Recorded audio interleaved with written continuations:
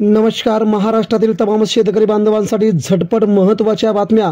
आज 28 जानेवारी 2025च्या मंगळवारच्या सकाळच्या महत्त्वाच्या अपडेट जाणून घेऊया।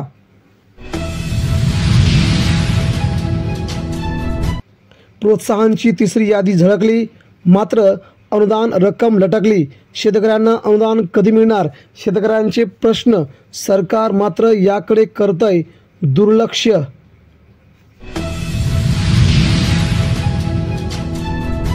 16 जिल्ह्यातील शेतकऱ्यांना मिळणार शेततळ्याचे अनुदान। 20 कोटींचा निधी मंजूर। मराठवाड्याला 9 कोटी 17 लाख रुपये मिळणार। जिल्हानिहाय वितरणासाठी निधी रक्कम जमा। अकोल्यात एक जिल्हा एक उत्पादनमध्ये डाळ आणि कापूस दोन्ही पिकांना प्राधान्य। कृषी प्रक्रिया उत्पादन आणि निर्यात वाढीसाठी प्रयत्न। शेतकऱ्यांचा खूप मोठा प्रतिसाद। राज्यात गारठा पुन्हा वाढला। 2 दिवसात किमान तापमानात पुन्हा वाढीची शक्यता। पुढील 3 दिवस तापमान वाढेल, त्यानंतर मात्र राज्यात काही भागात पावसाची शक्यता। शेतीमालाला हमीभाव, मजूर टंचाई प्रश्न सुटणे महत्त्वाचे। कृषी प्रदर्शनात महाराष्ट्रातील शेतकऱ्यांच्या सरकारकडे या आहेत भावना।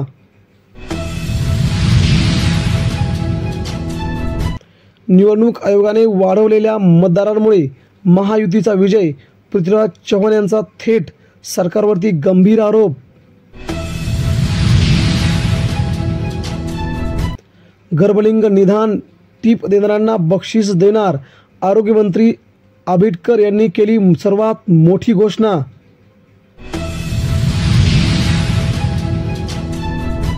नागपूर मनपा निवडणुकीची तयारी सुरू। निवडणूक आयोगाने मागितली माहिती। महाराष्ट्रातील जवळजवळ सर्वच महापालिका होणार एप्रिलमध्ये। ठिबक धोरणात शेतकऱ्यांची ससेहोलपट। शेतकऱ्यांची बाजू मांडणारा एकमेव मंत्री सध्या आहे दूर। निधी मिळताच अनुदान वाटप। कृषी विभाग। सोयाबीन कापूस पीक फेरा नोंदणी 8 अखेर रद्द। संपूर्ण जिल्ह्यात सरसकट 5,000 रुपये देणे वाटप होणार सुरू। फडणवीस यांची मोठी घोषणा। टोमॅटोला 2.5 रुपये किलोचा दर। शेतकरी हतबल। वाहतुकीचा खर्चही सुटेना। शेतकऱ्यांवरती मोठे संकट। कापूस पिकातील तोटा वाढला। उत्पादनात सातत्याने घट। लागवड क्षेत्रात मोठ्या घटीचे संकेत। पुन्हा मात्र कापसाला जोरदार भाव वाढण्याची शक्यता।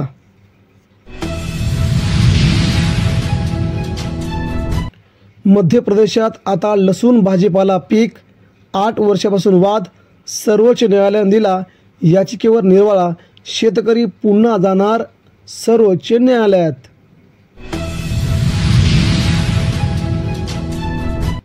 दौंडमधील शेतकऱ्यांकडून कांद्यास पसंती। तालुक्यात 60 ते 70% लागवड पूर्ण। अधिक उत्पन्न मिळण्याची आशा।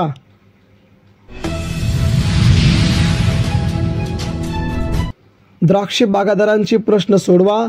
केंद्र शासनाशी निगडीत मुद्द्यांकडे द्राक्ष संघाने वेधले लक्ष। महाराष्ट्र सरकारने देखील द्यावे लक्ष।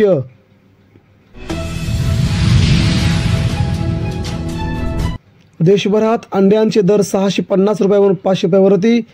आता मात्र बॉयलरचे भाव देखील होणार कमी, कारण की बर्ड फ्लूचा होतोय महाराष्ट्रात सगळीकडे फैलाव।